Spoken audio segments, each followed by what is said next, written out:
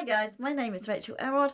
I'm a JFK assassination researcher, and I'm coming to you on the eve of the JFK assassination, the 59th time around, and 21st of November 2022, and I'm hoping you are well, and just to kind of check in with you, as I haven't made a video in some time. As you know, it's been a very, very difficult year for me. I've lost my co-author, my partner, my research partner, and my life partner, Richard, who did everything with research with me.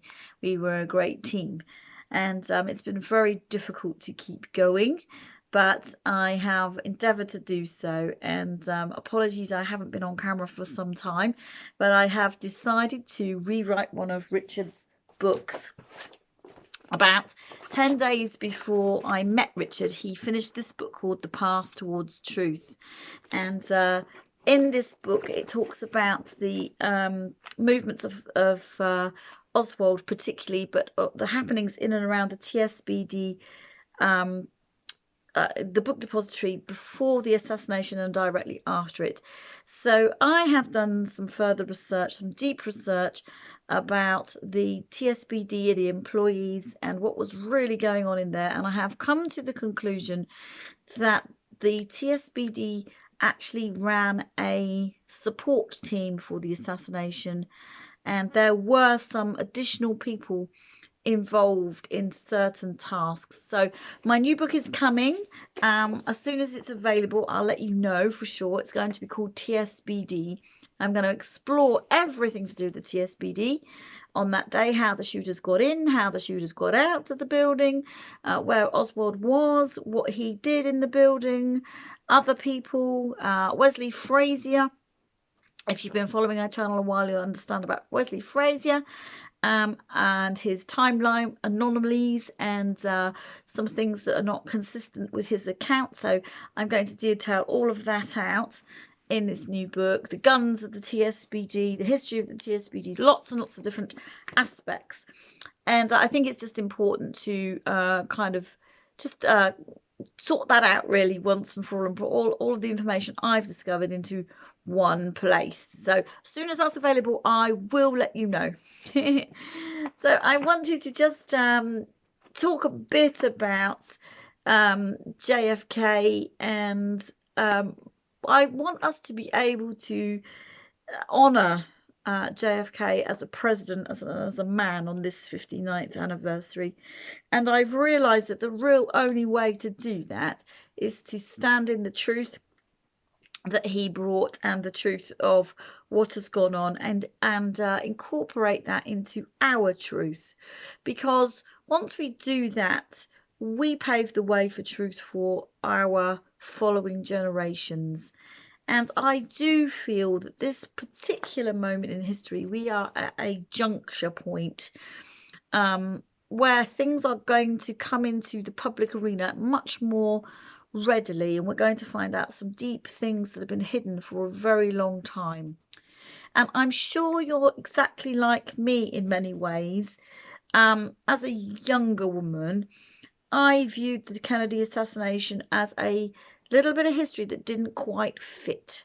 And the reason that it didn't fit is because it seemed to stand alone as an event. There was no war that came off the back of that event. And if for sure, the way the deep state operate, and how we've seen this time and time again, an event occurs and there is some kind of kickback, there's some kind of war, or there's some kind of huge reaction in terms of control or legislation or knee-jerk reaction to whatever that event is, whether it's real or whether it's fake. And oftentimes they'll use events to bring a nation into control or under war, or both. This doesn't happen in that way with the JFK assassination. So it seemed to me not to fit quite right. And I really do feel that the reason that Kennedy, the core reason that Kennedy was killed, was because he wanted to change the establishment, that change the system. He understood that mankind, humans, were becoming enslaved and wanted to do something about that. He'd already had a scheme to print out what was called the silver dollar, and it was to do with coming away from the federalized institutions, the Federal Reserve. The CIA was going to be smashed to 1,000 pieces because he understood that the Constitution and the over federalization of America was not what was intended by the founding fathers, and certainly not the way to keep going. And if we look at it carefully, we can see that corporate America, after the 22nd of November 1963, absolutely blossomed into being. And nonetheless, with Richard Nixon signing off on the gold standard in August of 1971. So these things have occurred because Kennedy had been killed, and we went in a different direction than we would have done if he'd have stayed alive. And I believe that entirely. And I also understand that if we had not had that situation where Richard Nixon had signed off on the gold standard, we would have been in a much more different economic system right now. There's no question in my mind that that was done deliberately, absolutely deliberately, with an idea to create a debt-based currency so that at some point in the future, around about 50 years, it would then implode because debt cannot keep going. And they built that into the system, knowing full well that at that point of implosion, that would mean that they could ratchet up the levels of control and fear over the populace even more, and it would be worldwide. This has been the plan all along. And it's very, very interesting to see how that's playing out now, because I believe we are literally weeks away, if weeks away. We may be on the eve of some kind of financial implosion. I can feel it coming. I believe it's coming. And it is something that has worked its way out through the system.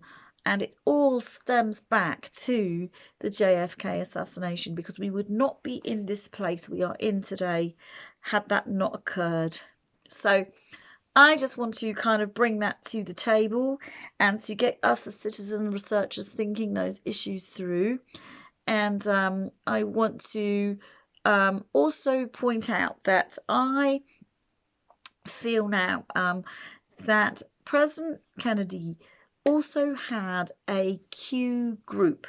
Now, I don't know where you're sitting with your understanding about the Q movement, QAnons, and all of those things, but basically the Q group is said to be a small group of advisors, personal acquaintances of the President Trump, as we would understand, and they come together to form an alliance to protect the policy of the president, but to protect the idea of world peace and how to unenslave humanity. And I certainly believe that JFK had the same kind of Q group. Now, in our times, it's said that this Q group send out special messages over the internet that then need to be decoded, which is what has led to our understanding that such a group exists. It is very controversial because it's under debate as to, is this a thing, is this not, is this true, is it not true? But I now feel that President Kennedy had some kind of similar arrangement, okay? And maybe we're only talking 8 to 10 people here. Some military, some personal acquaintances, some maybe politicians, that kind of person. And I am feeling very, very strongly, it's my heavy kind of speculation, it's my personal feeling that Mary Pinchot Meyer was part of JFK's Q group. And by her own account, she has written to say that she formed a group of women, or was part of a group of women, who wanted to influence the men in their lives, to steer them in a direction, the powerful men, to steer them in the direction of promoting world peace and unenslavement of humanity, freedom for all. So she's saying the right kind of language that would lend itself to her being part of this ideology or some sort of group. Now, I can't prove this, and I don't know this for sure. And Mary Pinchot Meyer, as you recall, was found dead on the towpath in Georgetown in Washington D.C., a suburb there, in 1964, so the year after.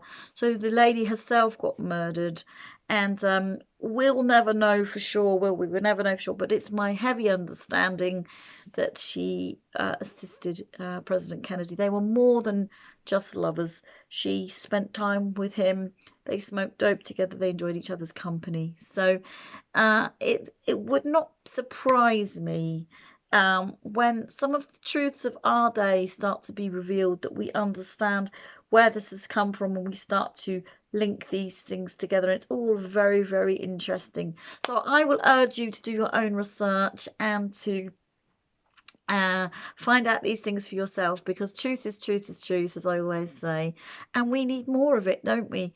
How are our grandchildren and our great-grandchildren ever going to know what's gone on and where we've come from and the process, unless we know the truth for ourselves and tell them, so that some of the terrible, terrible things that have happened in this world will be stopped and will never be repeated.